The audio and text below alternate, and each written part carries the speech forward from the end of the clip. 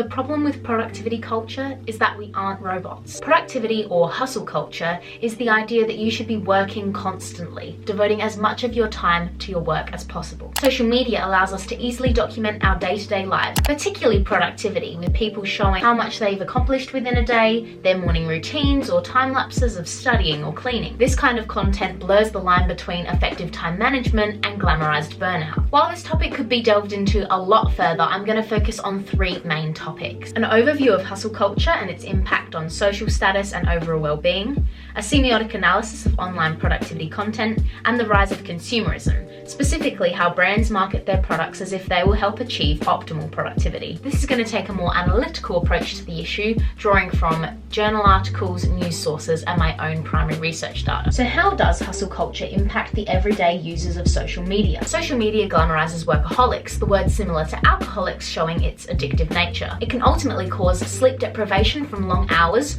poor self-esteem from the guilt behind taking breaks, and burnout, a state of chronic and prolonged stress. With the introduction of technology, we have the ability to work every minute of every day. Project Time Off surveyed 5,600 workers and found that 4 in 10 millennials proudly consider themselves work martyrs, dedicated, indispensable, and racked with guilt if they take time off. Psychologist Barry Schwartz, in his TED Talk, The Paradox of Choice, talks about how we have 24 hours in each day and the choice of what to do with that time. But sometimes that choice becomes too overwhelming, resulting in what he refers to as paralysis, or in this scenario, procrastination. It's easy to imagine that you could have made a different choice that would have been better. And what happens is this imagined alternative induces you to regret the decision you made, and this regret subtracts from the satisfaction you get out of the decision you made, even if it was a good decision. In context with productivity culture, people may need to rest or take a break, but often won't receive the desired satisfaction due to anticipated regret. Rather, they'll be thinking about all the things they could be doing instead.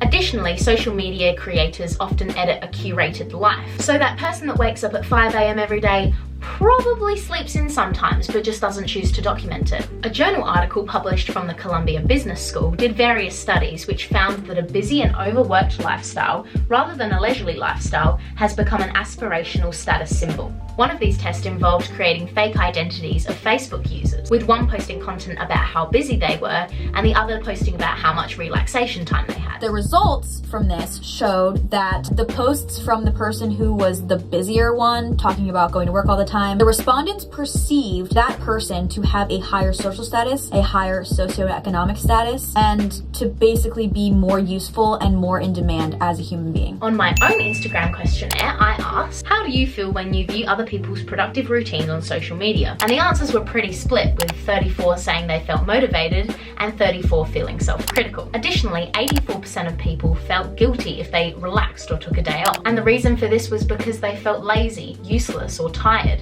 and even as if their whole day had been wasted, which supports the ideology mentioned before that relaxation is often demonized and burnout glamorized by social media. Through semiotic analysis, we see there are a lot of reused signs throughout studygrams and study tubers, the names for Instagram and YouTube creators who make study-related content. Reflective of remix culture, you can see the repeated use of coffee, Apple products, a clean workspace, bullet journals, and the use of soft colors like whites, creams, and baby pink. They also commonly use lo-fi music, its ambient nature serving the functional purposes of productivity and relaxation. Despite the relaxing music and pretty appearance, and in relation to Barth's semiotic theory, the adaptations of these kind of videos suggest that its denotation has many deeper connotations, such as negative self-esteem or public perception, as we discussed before. It is clear that while productivity culture looks pretty and aesthetically pleasing, its reality may be more sinister to those susceptible to stress and negative self-thoughts. Finally, in relation to consumerism, social media creators can influence mass media. The two-step flow theory uses a middle party between company and consumer. Companies will often pay study-related creators to advertise tech brands,